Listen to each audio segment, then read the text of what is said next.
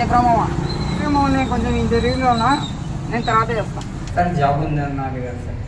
జాబ్కి వచ్చారా? అవును సార్. Okay okay. మీ రెజ్యూమ్ ఇవ్వండి. ఇదేనా మీ రెజ్యూము? అవును సార్. రాకేష్ జీ, తండ్రి పేరు దుబాయ్ రావుజీ, చదివింది మైక్రోబయాలజీ. ఓకే అండి, మీ ప్రొఫైల్ నచ్చింది, మీరు చేస్తాడు. Okay sir. మీరు రేపు నుంచి డ్యూటీకి వచ్చేయండి. Okay sir, thank you sir.